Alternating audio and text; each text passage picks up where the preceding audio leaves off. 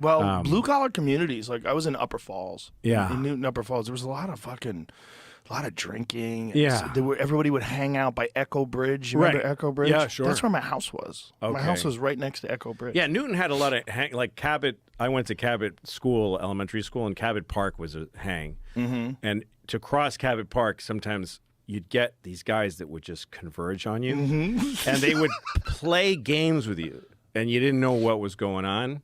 Right. Like, hey, kid, come here. And then all of a sudden you're in the middle of the park and you're like, fuck. Yeah. I remember once as kids, he said he had $100 bill for some reason. And he said, we're going to play this game. And they're all surrounding me.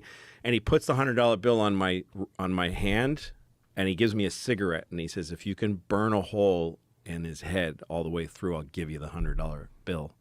I was like, I don't want to do it. And Jesus Christ. No, try it. And I was trying to do it and it hurt like fuck.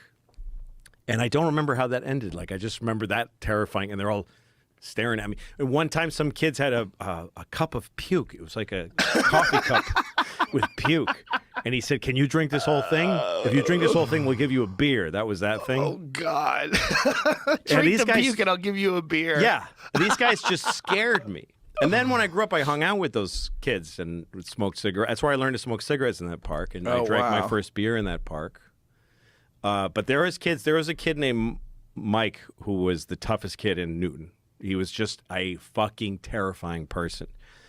And there was one point where this kid named David Russell, his family lived in Boston. Remember, I don't know if you guys had Metco kids, the kids that were bused from Boston into our schools. All black kids from Boston who were bused into our school system. It wasn't part of that bossing Boston thing. It was out to the suburbs. Right. And these were kids that got up at 4 o'clock in the morning to go to school. You know, they were living a particular life and coming out to this suburb. And some of them were my friends. One of them was Ronnie DeVoe of Belle Biv DeVoe. No shit. Yeah, I went to high school with him. Wow. And I knew him since like junior high school through high school. He was a nice kid. And when he was in first edition or new edition, they used to come get him in a limousine. And people would shout racist shit at the Bobby Brown. All these guys would be in the limousine in high school. It was so racist. It was so crazy. Yes. Whoa. So David Russell was a Medco kid, and his family's house burnt down in Boston. And a family in Newton, actually friends of mine, they had a rental unit, and they let the Russells live there. So it was like there's a black family living in Newtonville. It's a big deal. And everyone was into, because it was all liberal teachers. Everybody was into, like, we're hosting this family because they lost their home. So all of a sudden, David Russell's living in Newton. He's not just going to school there. And one day, Mike and his group confront David Russell in the park, and they go, hey, listen, we're really happy you're here. We want to show you this bench right here. This is your bench. And they had literally painted it black. And they painted one of the swings black.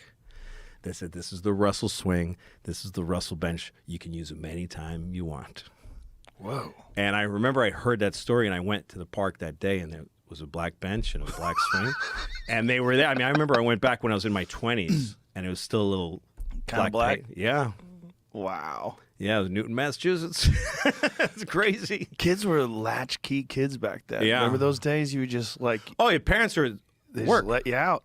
There's no parents. Yeah. They come home. My mom would come. I was raised by a single mom. She had 4 kids and worked.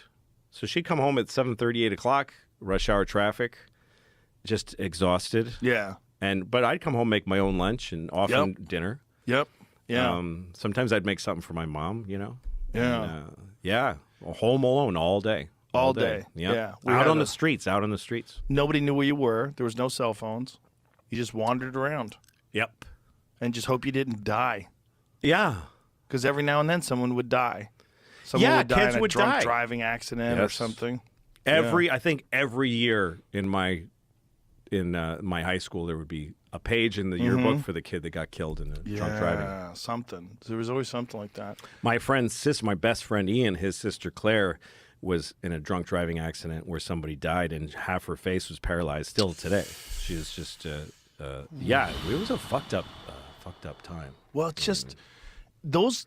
I mean, getting through that though, is like a very unusual education in human beings and development and like why people do the things they do and why they say the things they do and why they're trying out different kinds of behaviors and you know and bullies and people who are pacifists and people who get bullied and you see it ruin their lives and you know it can ruin your fucking life, man. I really feel for people who get bullied, because if you get bullied in high school and you just decide that's who I am, I'm just this fucking loser, I'm just going to hide. And then you hide in your apartment and you hide in your house and you hide at your job and then like your life is hiding now because somebody fucked with you and somebody... Well, also you were very badly hurt when you were extremely vulnerable. Exactly. And you're probably hurt because you already were vulnerable. You already were unsure of yourself for a million different reasons. Yeah. And so you never really recover from that, I don't think. It's can. I mean, it doesn't mean it destroys your life, but it's in your life. All the things that happen to you that are horrible, like unbelievable, they just stay with you. They just become part of you. You don't swap it out. You don't clean it out. It doesn't go away. It just stays in you. You can get over it. You can get over it. You can integrate it. Yeah. It can help you understand what's happening to other people. It can help you even understand people that hurt people. Yeah. Like when you get really hurt by people, you can have two choices. You can decide to collapse under it and say, I'm too weak to live in this world. Or you can decide to hate them, which is another very corrosive thing. You can just decide that they're shit. They're not human. Or you can look at them and go, why did this person do this to me? And they've always been abused. Yeah, and then you go, okay,